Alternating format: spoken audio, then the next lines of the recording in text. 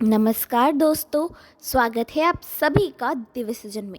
आशा करती हूँ कि हमारे सभी मित्र स्वस्थ होंगे और खुश होंगे। तो चलिए शुरू करते हैं हमारी आज की कथा, जिसका शीर्षक है उत्तंक की गुरु दक्षिणा। हम मुनिवर धौम्य के बारे में तो जान ही चुके हैं, जिनको आयोध के नाम से भी जाना जाता था। उनके शिष्य वेद ने जब अपना अध्ययन समाप्त कर गृहस्थाश्रम में प्रवेश किया और अपना आश्रम प्रतिष्ठित किया, तो थोड़े ही दिनों में उनकी धाक चारों ओर छा गई। उनकी अगाध विद्वता, क्षमाशीलता, सौजन्य और परायों के लिए भी चिंता करने की हर जगह प्रशंसा होने लगी। उनकी जिस एक विशेषता की वजह से सब लोग बड़ी इज्जत करते थे, वो थी अपने शिष्यों के प्रति बेटों के समान सहज वत्सलता और निष्कपट प्रेम भावना। वो अन्य आचार्यों की तरह अपने शिष्यों के पास बहुत कठोर अनुशासन नहीं रखते थे और सबके साथ बहुत प्रेम से बोलते और मृदु व्यवहार करते थे। छात्रावस्था या नवयौवन मनुष्य के सारे जीवन का प्रवेश द्वार है। हम जानते हैं कि यही ऐसी अवस्था है जिसमें बच्चा अपने आने वाले जीवन के लिए परिपक्व होना सीखता है। उसमें अवस्थित प्रत्येक नवयुवक का दिल बहुत उमंगों, उत्साहों और भविष्य की कल्पनाओं का आगार होता है। विचारों की अपेक्षा भावनाओं का प्राबल्य अधिक होने की वजह से ज़्यादातर अनुशासनहीनता का होना छात्र जीवन में बहुत स्वाभाविक सा है। लेकिन प्राचीन काल में गुरुकुलों या आचार्यों के आश्रमों का जीवन आचार विचार और चरित्र की मर्यादाओं से इतना ज़्यादा गठित होता था कि फौलादी ढांचे के जैसे उसमें से ढलकर निकले हुए उद्दंड से उद्दंड छात्र भी आर्य जाति के उज्जवल आदर्शों और संस्कारों के मूर्ति का जैसे प्रतीक होते थे।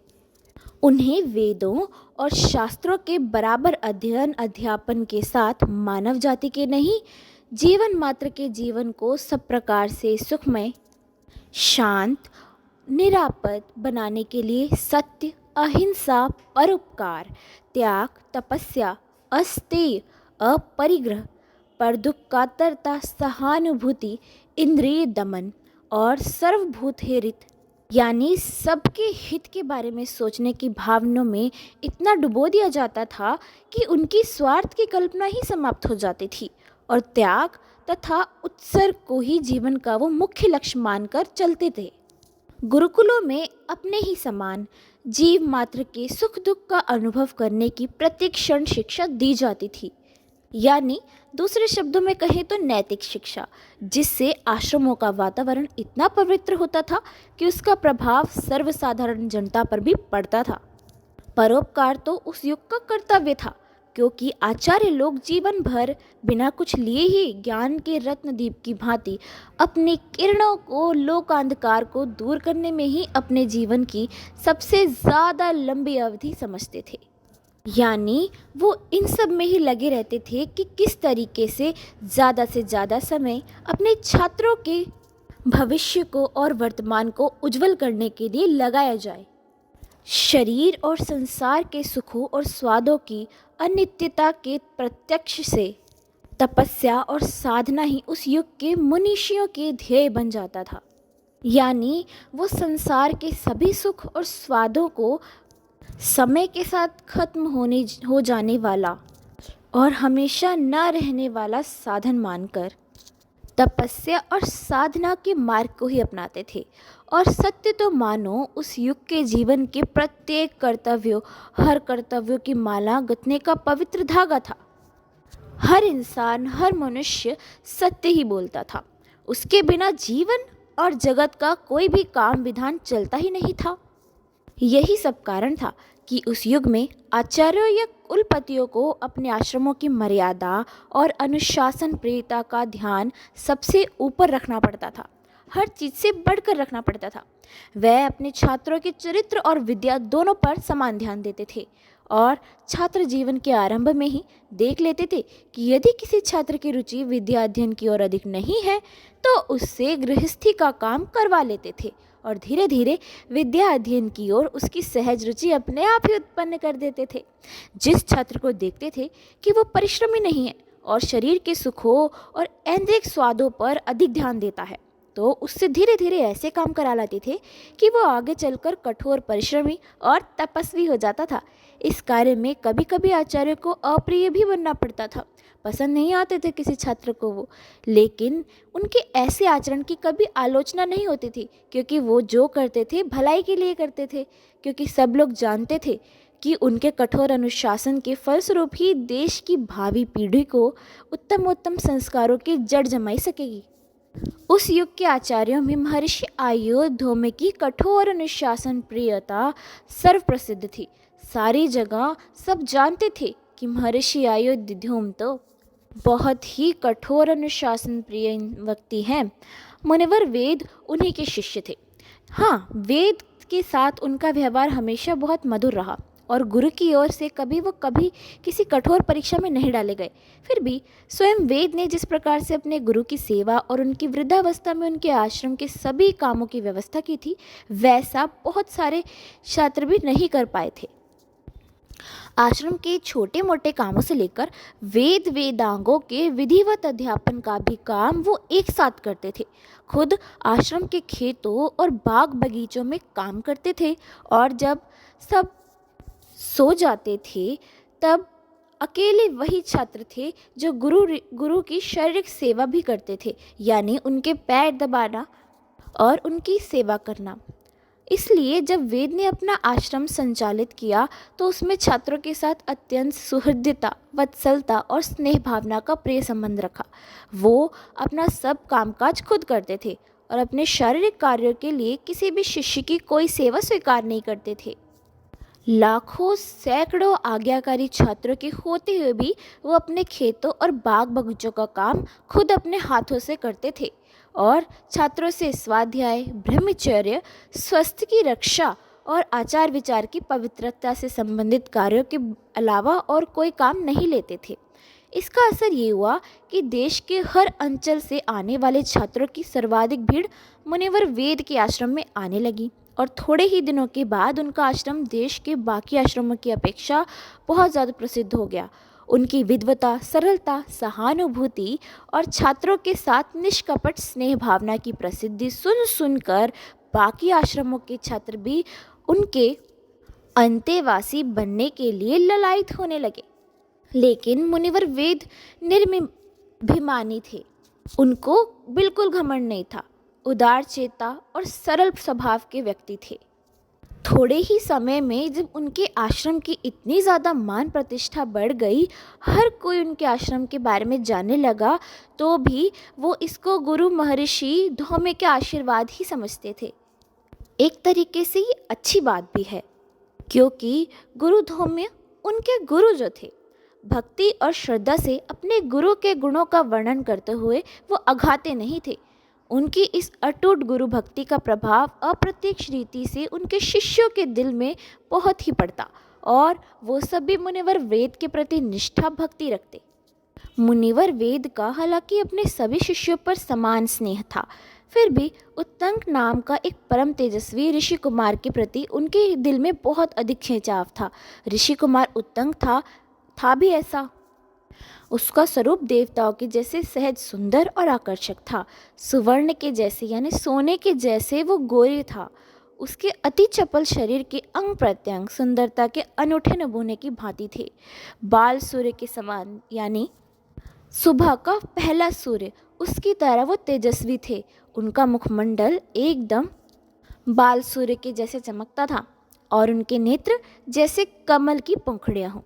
वो कभी उदास नहीं देखा गया और न किसी प्रसंग पर उसे किसी से उत्तेजित ही पाया गया, यानी ना ही उसके किसी लड़ाई झगड़े की बात आई सामने। उसकी बुद्धि और प्रतिभा भी निराली थी।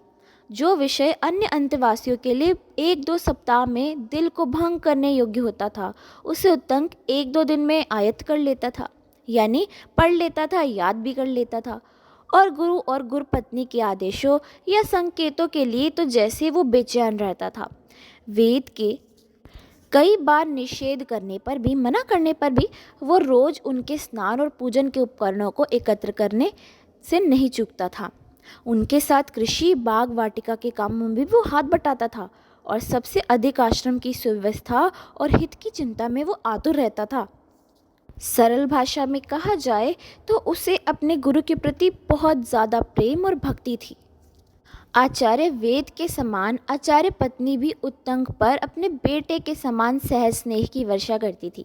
स्वाध्याय और अध्ययन के अत्यंत पटु होने के कारण उत्तंक के साथ पढ़ने वाले भी उसे बड़े आदर की दृष्टि से देखते और प्रत्यक्ष हो या परोक्ष उसकी बुद्धि और सत्कर्म निष्ठा की प्रशंसा करते रहते। यानी चाहे सामने हो या पीठ पीछे हमेशा उसकी प्रशंसा ही करते थे, उससे ईर्ष्या नहीं रखते थे।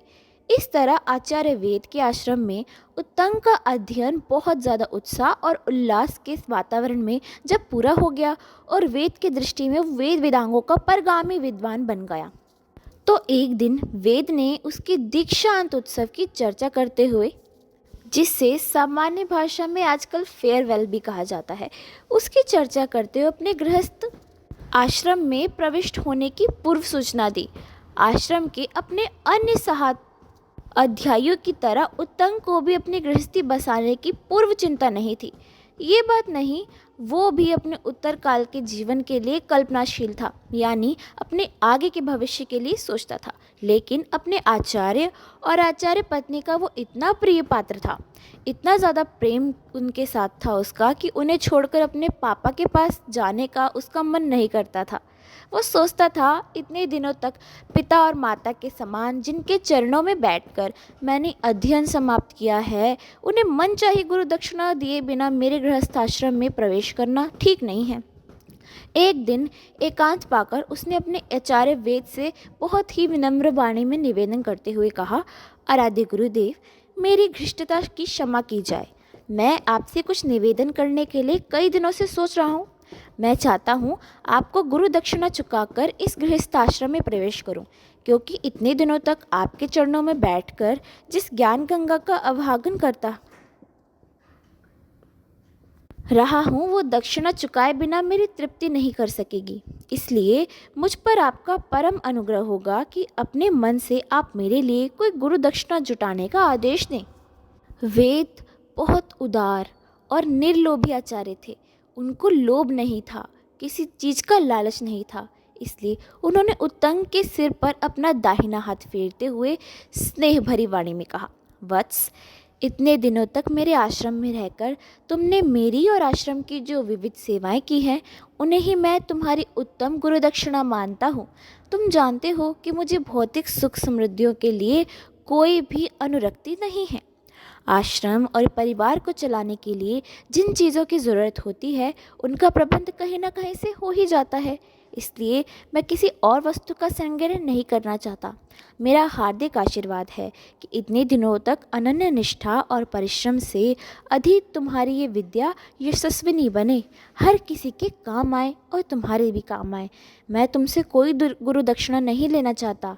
आयुष्मान भव। उत्तंक का चेहरा उदास हो गया। उसकी प्रसन्नता मानो खो ही गई।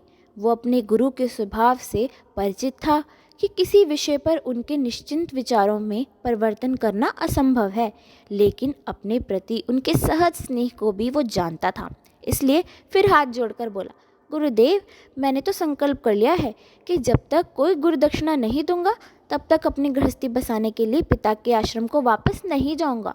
और मैं ये भी जानता हूँ कि आप अपने निश्चयों से नहीं डिगेंगे, लेकिन आपने ये भी एक दिन बताया था कि अपने पुत्र अथवा शिष्य की कल्याणकारिणी इच्छाओं का कभी भी विघात नहीं करना चाहिए, और प्रत्येक पुत्र भी गुरु के जैसे होता है और हर गुरु पिता के जैसे होता है, यानी दोनों ही समान हैं। इसलिए दोनों के कर्तव्य भी अपने शिष्यों के प्रति या अपने पुत्र के प्रति समान हैं। इसलिए मैं आपसे दोबारा अपना आग्रह दोहराने की कृष्णता करूँगा कि आपको मुझसे कोई ना कोई गुरु दक्षिणा तो लेनी ही पड़ेगी। और एक बार मेरे आग्रह पर आपने गुरु दक्षिणा के बारे में बतलाने का वचन भी दे रखा है। वेद कुछ समय के लिए तो चुप हो गए। उत्तंक के इस विनयपूर्ण आग्रह को ठुकराने का उनमें कुछ भी उत्साह नहीं हुआ, क्योंकि बहुत दिनों बाद सचमुच एक प्रसंग में उत्तंक को गुरु दक्षिणा बताने का वचन उन्होंने दे रखा था। मधुर वाणी में उसकी उदासी को दूर हटाने के प्रयत्न करते हुए वो बोले, बेटा उत्तंग, यदि ऐसा ही निश्चय तुमने कर रखा है तो जाकर अपनी आचार्या यानी गुरु पत्नी से अपनी इच्छा का निवेदन करो। उन्हीं को यदि किसी वस्तु की आवश्यकता होगी तो तुम उसे लाकर अपनी प्रतिज्ञा पूरी कर लेना। लेकिन मेरी ओर से तुम्हें शत शत आशीर्वाद है कि जिस श्रद्धा, निष्ठा, साधना और सेवा परायणता के साथ इतने दिनों तक तुमने मुझसे विद्या प्राप्त की है वो सर्वाशत सफल और यशस्विनी हो। तुम्हारा सब प्रकार से कल्याण हो वत्स। उत्तंग गुरु चरणों पर शीश रखकर गुरु पत्नी के पास चल पड़ा। आचार्य द्वारा अपने आग्रह की रक्षक होने के कारण बहुत खुश था और उसका मुख कमल की तरह विकसित हो गया था यानी खिल गया था और आनंद जैसे आनंद भरे आंसू उसकी आंखों से छलक उठे थे। अरे वेद की पत्नी अपने पति के अपरिग्रह स्वभाव के सर्वथा विपरीत थी। हालांकि जीवन भर उन्हें अपने पति आचार्य वेद के साथ कई अभावों और कठिनाइयों से भरी गृहस्थी बितानी पड़ी थी और प्रकट रूप से वो भी सांसारिक सुख साधनों की ओर से अपनी अरुचि दिखाती रहती थी। फिर भी उनका अंतर्मन कभी कभी स्त्री सुलभ संग्रह भावना के कारण विद्रोह कर बैठता था। यानी स्त्रियों का जैसे प्राकृतिक गुण सा होता है कि वो संग्रह करे, वैसा उनके अंदर भी विचार आ बैठता था। लेकिन लाखों सैकड़ों छात्रों के भरे अपने पति के आश्रम में अपनी किसी हार्दिक अभिलाषा को वाणी में प्रकट करने का साहस वो नहीं कर सकती थी, क्योंकि बाहरिक संसार में उनके पति और उनके आश्रम की जो अपार प्रतिष्ठा थी उसमें उनके पति का तितिक्षापूर्ण जीवन और उदारता ही कारण थी। यानी उनका सादा जीवन और उनके उच्च विचार, साथ ही साथ उनकी दयालुता, यही उनका जो कारण थी। इसे वो अच्छे से जानती थी। जब कभी उन्हें आश्रम में या आश्रम से बाहर संपन्न राज घरानों की स्त्रियों के साथ उठने बैठने या बातें करने का अवसर लगता तो वो उनका ध्यान उन स्त्रियों की उन वस्त्रभूषा पर विशेष रूप से रहता। वह मन मोहकर भी रह जाती थी कि इस जीवन में उन्हें वस्त्राभूषणों को पहनने ओढ़ने का अवसर कभी भी नहीं मिल सकेगा। एक बार राजा पोष्य की पत्नी आचार्य वेद के आश्रम में आई थी और वो कई बहुमूल्य रत्नाभूषणों से अलंकृत थी। उसका बहुमूल्य कुंडल इतना मनोहर था कि उसे देखकर आचार्य पत्नी के मन में उसी प्रकार का कुंडल पहनने का लोभ पैदा हो गया। लेकिन आचार्य वेद की जीवन संगनी होने की वजह से वो प्रकृतः कुछ कह भी नहीं सकी थी। जब तक राजा पौष्य की पत्नी महर्षि वेद के आश्रम से गई नहीं, आचार्य पत्नी का दिल उनके कुंडलों पर ही लगा रहा और उनके चले जाने के बाद भी वो बहुत दिनों तक अपने लिए भी वैसे ही कुंडल पाने की इच्छा व्यक्त करती रही। इस घटना के थोड़े ही दिनों बाद उत्तंग और वेद के बीच गुरु दक्षिणा के प्रश्न पर बताई गई चर्चा हुई थी। संयोग कुछ ऐसा बना कि अपने आचार्य वेद के कहने पर उत्तंग जिस समय अपनी गुरु पत्नी यानी वेद की पत्नी के पास उनकी मनचाही गुरु दक्षिणा की बात पूछने के लिए गया, उस समय आचार्य पत्नी राजा पोष्य की पत्नी के उन्हीं कुंडलों के बारे में सोच रही थी। इसलिए उत्तंग के सविनय अनुरोध करने पर उन्होंने अपने लिए जल्द से जल्द राजा पोष्य की पत्नी के जैसे ही कुंडलों के समान कुंडल लाने की इच्छा जाहिर की और ये भी कहा कि 3 दिनों बाद व्रत के उद्यापन के अवसर पर उन्हें पहनकर मैं ब्राह्मणों को भोजन कराना चाहती हूँ। यदि इस अवसर तक तुम उन्हें ला सको तो तुम्हारा परम कल्याण होगा, वरना तुम कष्ट पाओगे। इधर ऋषि कुमार उत्तंग में इतना गहरा आत्मविश्वास और ऐसा उद्दम साहस भरा था कि गुरु पत्नी के मुख से ऊपर बताए गए कुंडलों की चर्चा सुनकर वो निहाल हो उठा और जल्द से जल्द उनका आशीर्वाद लेकर कुंडल को प्राप्त करने के लिए गुरु के आश्रम से बाहर निकल पड़ा। सर्वप्रथम उसे राजा पोष्य की रानी से कुंडलों का आकार प्रकार देखना था, क्योंकि बिना उसे देखे हुए उसकी कल्पना नहीं की जा सकती थी। वो ये भी सोचता था कि यदि स्वयं राजा पोष्य ही अपनी रानी से उस कुंडल को दिलवा दे तो सब झंझट पार हो जाएगा और 3 दिनों के अंदर मैं गुरु पत्नी को गुरु दक्षिणा देकर अनुग्रह हो जाऊंगा। अपने आश्रम से चलकर उत्तंग जब कुछ आगे बढ़ा तो उसने विचार किया कि राजधानी में आज ही पहुंच जाना चाहिए और आज ही राजा पोष्य से मिल भी लेना चाहिए, 3 दिनों के अंदर ही आचार्य के आश्रम को वापस लौट जाऊं। इसलिए वो बिना कुछ खाए पिए ही राजधानी को जाने वाले राजपथ पर वायु वेग से चल पड़ा। उस दिन वो जप तप और पूजा पाठ भी कुछ नहीं कर सका था, क्योंकि इन झंझटों में पड़ने पर विलंब होने का भय था। पूरे रास्ते वो कुंडलों के बारे में ही सोचता रहा। अब वो चलते चलते एक ऐसे स्थान पर आ गया कि वहाँ से राजधानी का गोपुर स्पष्ट सा दिखाई पड़ रहा था। अभी सूर्य दक्षिण दिशा से पश्चिम की ओर उन्मुख हो रखा था, जिसे देखकर उत्तंग को बहुत खुशी हुई। इसी बीच एक अद्भुत घटना हुई। राजमार्ग के बीच में एक अति विशालकाय सांड पर बैठा हुआ और दैवीय आकृति का पुरुष उसे दिखाई पड़ा, जिसने अपने अनुपम शरीर और तेज के कारण उत्तंग को बहुत जल्दी आतंकित सा कर दिया। वैसा दिव्य पुरुष और वैसा विशाल सांड उत्तंग ने अभी तक कभी नहीं देखा था। कुछ ठिठकते हुए उत्तंग जब उसके कुछ पास पहुंच गए तो वो सांड पर बैठा हुआ दिव्य पुरुष बोला, ऋषि कुमार उत्तंग, वह तुम्हारे सामने जो हमारे सांड का गोबर पड़ा है, उसे उठाकर उसमें से थोड़ा सा तुम्हें खाना पड़ेगा। इस पुरुष की आवाज़ कैसी थी, मानो भयंकर मेघों की गर्जना हो।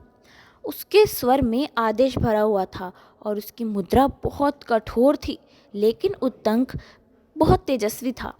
निर्जन राजमार्ग पर दिन दहाड़े इस तरह की अपूर्व घटित और अप्रत्याशित घटनाओं से वो बहुत भी विचलित नहीं हुआ, लेकिन धैर्य बांधकर कुछ भयभीत स्वर में बोला, वाह, आपने ऐसी अनुचित बात कह दी है जिसका पालन मैं कभी नहीं करूँगा। वो पुरुष हंसते हुए बोला, ऋषि कुमार, लगता है तुम बहुत डर गए हो। डरो मत, इसे खा लो, क्योंकि तुम्हारे गुरु आचार्य वेद ने भी इसे एक बार खाया था। उत्तंग निरुत्तर और आश्वस्त हो गया।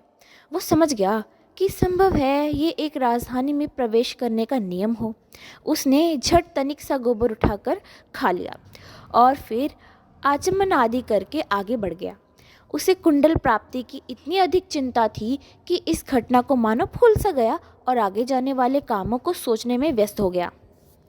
कुछ ही पलों में ऋषि कुमार उत्तंक राजा पौष्य की राजधानी में जब पहुंचा तो उसे राजा पौष्य से मिलने में कोई भी कठिनाई नहीं हुई, क्योंकि राजा पौष्य ऋषियों मुनियों के प्रति अगाध श्रद्धा और भक्ति रखता था और उनके लिए उसका कुछ भी अदेय नहीं था। उसे जब आचार्य वेद के अंतेवासी के रूप में ऋषि कुमार उत्तंग के पहुंचने की खबर मिली तो उसने स्वयं उठकर उत्तंग की अगवानी की और कुशल क्षेम पूछने के बाद राजोचित अर्घ्यपाद्य आदि समाप्त कर उसके आगमन का प्रयोजन पूछते हुए कहा, ऋषि कुमार, हालांकि मैं जानता हूँ आचार्य वेद के आश्रम में रहने की वजह से आप जैसे तेजस्वी ऋषि कुमार को संसार के किसी भी वस्तु का प्रयोजन नहीं है जिसके लिए आपने इतने दूर आने का कष्ट किया होगा। फिर भी सामान्य शिष्टाचरण के नियमों में बंधा होने के कारण मैं आपके आगमन का प्रयोजन पूछ रहा हूँ, जिसके कारण आप मुझे बता दें और मुझे कृपा कर क्षमा करें। ये तो मेरे लिए परम सौभाग्य की बात होगी यदि आप कृपापूर्वक मुझे अपनी इच्छा पूर्ति का साधन बताएंगे और बनाएंगे। उत्तंग कुछ समय चुप रहा, क्योंकि राजा पौष्य का कथन एकदम यथार्थ था। संसार भर में उसके आचार्य वेद और उनके आश्रम वासियों की निष्प्रभता सुप्रसिद्ध थी, किंतु स्वयं उसी के आत्मनिवेश की वजह से वो गुरु दक्षिणा के प्रश्न को लेकर जो उसको जटिल समस्या थी उसके सामने वो खड़ी हुई थी, उसका समाधान राजा पौष्य के सिवा और कोई दूसरा कर भी नहीं सकता था। इसलिए वो विनय भरी वाणी में बोला, राजन, आप जैसे परोपकार परायण और नीति कुशल राजाओं के शासन प्रबंध की पटुता का यही परिणाम है जो हमारे पूज्य आचार्य का आश्रम निर्विघ्न चलता रहा है। उनकी निष्प्रभता में आप जैसे त्यागी और यज्ञपरायण नृपतियों को भी मैं कारण मानता हूँ, क्योंकि बिना किसी याचना और अभिलाषा को प्रकट किए ही आप लोग आश्रम की सभी घटनाओं का हमेशा ध्यान रखते हैं। मैं आपका बहुत आदर करता हूँ, किंतु महाराज, आज तो मैं एक विशेष प्रयोजन लेकर आपके पास आया हूँ। मेरे ही दुराग्रहों की वजह से मुझे ऐसा करना पड़ रहा है, लेकिन इसके लिए मुझे कोई लज्जा भी नहीं है, क्योंकि सनातन काल से आचार्यों को यथेष्ट गुरु दक्षिणा देने का जो दुर्वह भार कभी कभी अंतेवासियों के कंधों पर पड़ता है, यानी वहाँ रहने वाले और पढ़ने वालों के कंधों पर पड़ता है, उसे हमेशा आप जैसे राजाओं ने ही उठाया है। राजन, मुझे अपनी आचार्य पत्नी को प्रसन्न करने के लिए महारानी के कुंडलों के समान कुंडल चाहिए, क्योंकि उनकी यही अभिलाषा है। राजा पौष्य को उत्तंग की इस बात में थोड़ा सा आश्चर्य ऐसा हुआ, क्योंकि अभी तक आचार्य वेद और उनके आश्रम की निर्लोभिता के संबंध में वो सुनते आए थे कि वो लालच नहीं करते, लेकिन शिष्य के दुराग्रह से अप्रसन्न गुरुजनों द्वारा कभी कभी दुर्लभ गुरु दक्षिणा चुकाने की कथाएं भी उन्हें ज्ञात थी। यानी वो मानते थे कि गुरु जो हैं वो कभी कभी शिष्यों को दंड देने के लिए भी कुछ ऐसे कार्य कह देते हैं। उन्होंने अनुमान लगा लिया कि उत्तंग के गुरुदक्षिणा के मूल में भी उनका कोई दुराग्रह ही हो रहा होगा, यानी उत्तंग की कोई गलती होगी जो उन्होंने सीख देने के लिए उनको ऐसा काम बोला है। वो बोले, ऋषि कुमार, इस धरती पर महारानी के कुंडलों के समान अन्य कुंडलों का बनवाना तो बहुत ही असंभव है, लेकिन आप महारानी के कुंडलों द्वारा ही अपनी गुरुपत्नी को प्रसन्न कर सकते हैं। आप हमारे अंतपुर में जाकर खुद रानी से ही कुंडलों की याचना करें। मुझे विश्वास है कि आपको वो इनकार नहीं करेंगी, और अगर मैं खुद उनसे कुंडलों को देने की बात करूँगा तो संभव है वो बहुत ज़्यादा अपने प्रिय आभूषणों को मुझे नहीं दे पाएंगी। राजा की आज्ञा लेकर उत्तंग अंतपुर में खुद प्रविष्ट हुआ, यानी खुद गया, और बहुत कोशिश करने पर उसे कहीं महारानी का दर्शन नहीं हो सका। इस पर उसे थोड़ा सा निराशा का सामना करना पड़ा। उसने सोचा, संभव है राजा ने धोखा देने के लिए मुझे अंतपुर में भेज दिया हो। वो जरूर अंतपुर में निकलकर राजा के पास जाकर बोला, राजन, लगता है आप मुझे कुंडल नहीं देना चाहते। यदि ऐसा ही है तो मुझे साफ साफ बता दीजिए, मैं व्यर्थ में इधर उधर ना दौड़ूं। मुझे बहुत प्रयत्न करने पर भी अंतपुर में महारानी का कहीं पता नहीं लग सका। राजा पोष मुस्कुराते हुए बोले, ऋषिवर, मैं आपको धोखा नहीं दे रहा हूँ। लगता है आपका मन और शरीर अपवित्र है जो आप महारानी को नहीं देख सके। बात यह है कि महारानी इतनी पवित्र और पुण्य आत्मा है कि कोई अपवित्र मनुष्य उन्हें कभी नहीं देख सकता। आप निश्चय ही किसी न किसी प्रकार से अपवित्र हो गए हैं। तो अब उत्तंग को बीच मार्ग में अवस्थित उस दिव्य पुरुष और सांड के बारे में जो घटना थी वो याद आ गई। वो बहुत जल्द ही उस सांड और गोबर को उसके विषय में सोचने लगा और याद करने लगा कि मैंने तो विधिवत हाथ पैर धोकर आचमन किया था और आज की नियमित पूजा और अर्चना भी संपन्न की थी। फिर भी उसके बाद राजा से बातें बताकर दोबारा से हाथ पैर धोए और आचमन किया और अपना नियमित पूजा पाठ खत्म करके अपने शरीर और चित्त को स्वस्थ किया। फिर वो राजा पोष्य की रानी के पास गया। इस बार सचमुच उसे महारानी दिखाई पड़ी, जो अपनी दासियों के बीच में बैठकर किसी धार्मिक विषय पर चर्चा कर रही थी। उत्तंग को देखते ही महारानी उठ खड़ी हुई और उनका स्वागत किया। उत्तंग ने अपना मंतव्य ज्यों का त्यों कह सुनाया और महारानी बिना कुछ सोचे विचारे उसको वो कुंडल उतार के उत्तंग के हाथों में दे दिए। ऋषि कुमार ने ये कुंडल अपने पास रख लिए। इसके बाद रानी उत्तंग को पुकारते हुए बोली, ऋषि कुमार, ये कुंडल इस धरती पर बहुत दुर्लभ है, इसलिए इन्हें आप बहुत सहज कर ले जाएंगे। तक्षक नाम नाग इसके पीछे बहुत दिनों से पड़ा हुआ है। मेरा अनुमान है कि वो तुम्हें भी घेरेगा, इसलिए बड़ी सावधानी से इसे लेकर वापस लौटना। कहीं ऐसा न हो कि वो तुम्हें किसी प्रकार ठग ले या कुंडल हड़प ले। उत्तंग का साहस अवर्णनीय था, यानी बहुत साहसी था वो। अपनी विद्या, प्रतिभा और शारीरिक शक्ति का भी उसे बहुत अडिग विश्वास था। वो मुस्कुराते हुए बोला, रानी, इस संबंध में आप तनिक भी चिंता ना करें। तक्षक मेरा कुछ भी नहीं बिगाड़ सकता और मैं अकेला होकर भी अनेक तक्षकों का सामना कर सकता हूँ देवी। ऐसा कहते ही उत्तंग अपनी राह की ओर बढ़ चला और उसने निश्चय कर लिया कि राजधानी से लेकर गुरु के आश्रम तक ना तो वो किसी से बात करेगा, ना ही कहीं ठहरेगा। लेकिन मार्ग में इतना सुंदर प्राकृतिक दृश्य था, इतनी प्रकृति की मनोहारिणा की छटा फैली हुई थी कि ऋषि कुमार उत्तंग को अपने पर काबू नहीं रहा और वो उसको ध्यान भी नहीं रहा कि वो यात्रा था जो वो कहाँ से आरंभ कर रहा था। उत्तंग ने एक सरोवर देखा और उस सरोवर में नहाने वो कूद पड़ा। सरोवर का जल बहुत शीतल था, स्वाद भी था। अब उन्होंने इसी दौरान अपने पास एक बौद्ध सन्यासी को आते देखा, लेकिन उसे देखकर भी वो स्नान में लीन रहे। बौद्ध सन्यासी ने अब रानी के कुंडलों को ले लिया। जिधर से आया था उसी ओर वो बड़ी तेज से भागने निकल दौड़ पड़ा। इस बात पर उत्तंग को तो बहुत पश्चाताप हुआ और वो भी उस ब्रह्मचारी को ढूंढने उसके पीछे पीछे भाग पड़ा। भागते भागते एक जगह ऐसी आई जहाँ बौद्ध सन्यासी सर्प का रूप धारण करके एक बिल में घुस गया।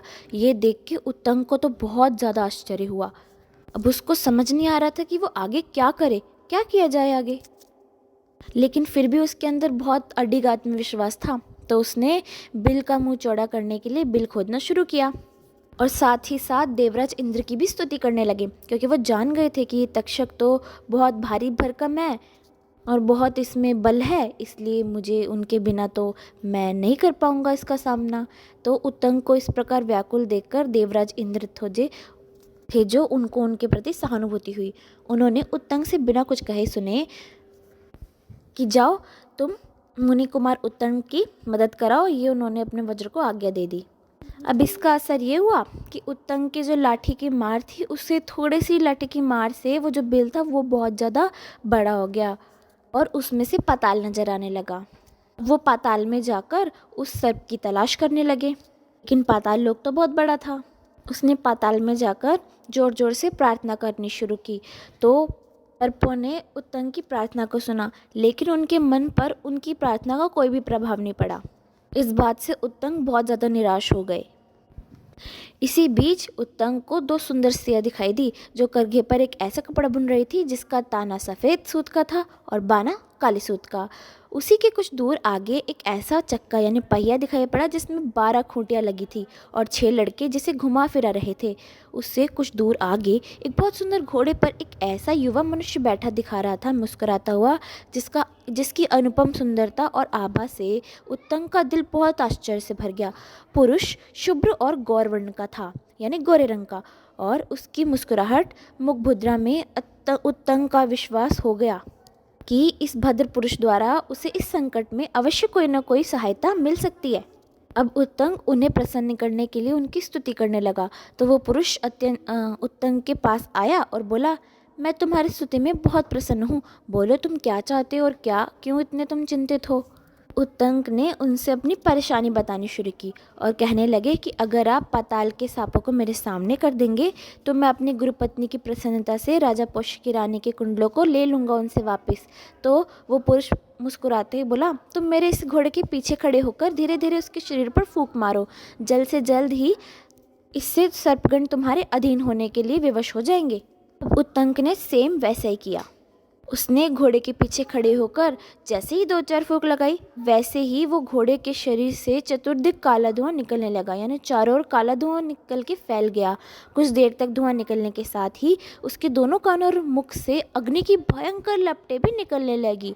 थोड़ी ही देर में उस धुएं से सारा पाताल लोक व्याप्त हो गया और उत्तंग के देखते ही देखते पाताल लोक के सभी सांप अपने अपने बिलों से बाहर निकलकर उत्तंग के पास आने के लिए विवश हो गए। लेकिन ये क्या, वो तो उत्तंग के पास पहुंचने के पहले ही उस घोड़े के मुख और कानों से निकलने वाली अग्नि की लपटों में धू धू करके जलने लगे। इन सब को होते थोड़ी ही देर हुई थी कि नागराज खुद उन कुंडलों को लेकर उत्तंग के पास आ गया और उनसे अपने अपराधों की क्षमा मांगने लगा और उसने उत्तंग को कुंडल दे दिए। उत्तंग को बहुत खुशी हुई कि उसको कुंडल मिल गए हैं और उसने फूंक मारना बंद कर दिया। फूंक मारने को बंद करते ही अग्नि की लपटें और धुआं भी समाप्त हो गया। उसने देखा कि पाताल लोक में चारों ओर भयंकर हानि हो गई है और वह प्राकृतिक संपदा थी वो जलकर थोड़ी देर में नष्ट हो चुकी है। नागराज तक्षक उसके सामने खड़ा है और उसके हाथों में महारानी के दिए हुए कुंडल चमक रहे हैं। लेकिन थोड़ी देर में उत्तंग की सारी प्रसन्नता जैसे बीत गई, क्योंकि हिसाब लगाने पर उसे पता चला कि गुरुवाणी को दिया गया उसका समय अब शीघ्र ही समाप्त होने वाला है और यदि ठीक समय पर कुंडल उन्हें नहीं दिए जाते तो जरूर ही वो कोई ना कोई भयंकर शाप मुझे दे देंगी। फिर तो न सिर्फ उन कुंडलों की प्राप्ति के लिए मेरे किए गए सारे उपाय निष्फल हो जाएंगे, वरन हमारा अब तक का यशस्वी जीवन और परिश्रम भी ऐसे ही नष्ट हो जाएगा। और यही सब चिंता करके बहुत ही करुणा भरे मुख मुद्रा में वो युवा पुरुष को निहारने लगा और उस पुरुष ने पता चल लिया कि उत्तंग चिंता में है। उसने पहले की तरह मुस्कुराते हुए कहा, तुम चिंता मत करो, मैं तुम्हारी मदद करूंगा। और कहने लगा, तुम चिंता मत करो, बैठ जाओ मेरे घोड़े पर। ऐसा कहते ही उसने उत्तंग का हाथ पकड़कर अपने घोड़े पर बिठाया और थोड़ी देर में वो गुरुवाणी के पास पहुंच गया, जो स्नान के बाद विधिवत पूजा पाठ करके बहुत ही उत्सुकता से उत्तंग के आने की राह देख रही थी। ये सोच सोचकर चिंतित हो रही थी कि कहीं यदि ठीक समय पर नहीं आ सके तो मुझे उसे शाप देने जैसा भयंकर काम करना पड़ेगा। मगर थोड़ी ही देर में घोड़े पर चढ़कर आए हुए उत्तंग को जब गुरुवाणी ने देखा तो वो बहुत खुश हो गई और बोली, मेरे प्यारे बेटे, तुमने कितनी कठिनाइयों के बाद इसे प्राप्त किया होगा, ये मैं जानती हूँ। सचमुच तुम्हारे सिवा कोई अन्य व्यक्ति इन्हें प्राप्त नहीं कर सकता था। तुम्हें विलंब करते देख मेरा दिल बहुत धड़क रहा था और डर रहा था कि कहीं ऐसा ना हो जाए कि मुझे तुम्हारे लिए शाप देना पड़े। लेकिन तुमने बहुत अच्छा किया और अब तुम्हारी और मेरी दोनों की इच्छा सफल हुई। मेरा आशीर्वाद है कि तुम्हारा मंगल हो, तुम्हारी विद्याएं यशस्विनी और फलवती हों। इस धरती पर तुम दिनों दिन सुख शांति से जीवन धारण कर अलय कीर्ति प्राप्त करो। जब उत्तंग उस सफ़ेद घोड़े पर चढ़ा था तभी उसके हाथ में वो कुंडल भी आ गए थे। और जब लेकिन उस समय उसको उस कुंडलों का पता नहीं था। जैसे ही वो अपने गुरवानी के पास पहुंचा और उसने ये सब देखा और उसको पता चला कि कुंडल उसके हाथ में है, तो वो बहुत खुश हुआ और अपनी सफलता से फूला नहीं समाया।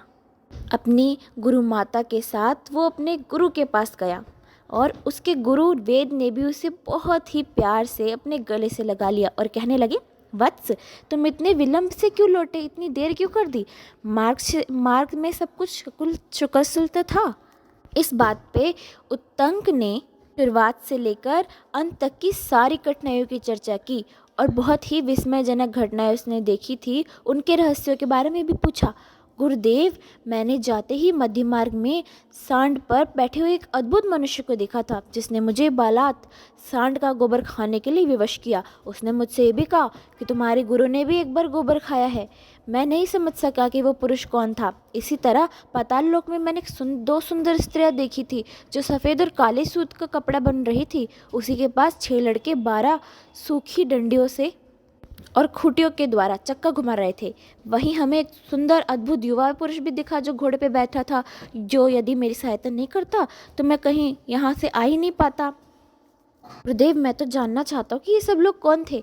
आचार्य वेद कुछ समय तो ध्यान अवस्थित रहे, फिर प्रसन्न वाणी में बोले, वत्स, राजा पौष्य की राजधानी को जाते समय मध्य मार्ग में बीच रास्ते में तुम्हें विशाल सांड पर सवार अद्भुत पुरुष दिखाई पड़ा था और जो तुम्हें गोबर खाने के लिए विवश कर रहा था वो दूसरा कोई नहीं, स्वयं देवराज इंद्र थे। वो विशाल सांड उनका प्रिय वाहन ऐरावत था और जो गोबर तूने खाया वो अमृत था। देवराज इंद्र ने मेरे सखा हैं, मेरे साधना और तपस्या में उन्हें परम रुचि रही है। उन्हीं की कृपा से मुझे भी एक बार अमृत की प्राप्ति हुई थी और बहुत प्रीति के कारण ही इन्होंने मुझे अमृत खाने के लिए बाध्य किया था। यदि वे ऐसा नहीं करते तो सर्पों और नागों से भरे पाताल लोक से तुम्हारा जीवन लौटना असंभव था।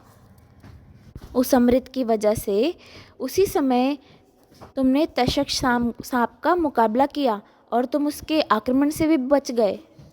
बेटा, पाताल की वो दोनों सुंदरी स्त्रियां जीवात्मा और परमात्मा है। परमात्मा का स्वरूप श्वेत था और जीवात्मा का कृष्ण। 12 खूंटियां वाला उक्त पहिया वर्ष तथा और वे 6 बालक 6 ऋतुएं थी। यानी 12 खूंटियां जो कि 12 वर्ष के बराबर और 6 बालक माने 6 ऋतुओं के बराबर। वो गौरवर्ण का अति सुंदर देव पुरुष पर्जन्य था और वो घोड़ा साक्षात अग्नि था। देवराज इंद्र की कृपा से तुम्हें इन सब का प्रत्यक्ष दर्शन हुआ और इनकी सहायता से ही तुम कृतार्थ हुए। वत्स, तुम बड़े भाग्यशाली हो जो अपने गृहस्थ जीवन के आरंभ में ही तुम्हें इतनी सारी सफलता मिली है। अब मैं भी तुम्हें आशीर्वाद देता हूँ, तुम्हारा भविष्य मंगलमय हो और तुम्हारी विद्याएं सफल हो। इन सब बातों पे उत्तंग का दिल उमड़ पड़ा। अपने शिष्य वत्सल आचार्य के चरणों में बहुत ही भक्ति, कृतज्ञता और विनय के साथ दोबारा शीश झुकाकर वो अपने पिता के घर चला गया और उसके नेत्रों में आनंद और कृतज्ञता की बूंदें चू रही थी और उसके मस्तिष्क में अपने इतने दिनों की अतीत जीवन की सुखद स्मृतियाँ चमक रही थी। तो देखा आपने कि गुरु के आदेश में भी ज्ञान छिपा होता है और उस ज्ञान में उनकी भेंट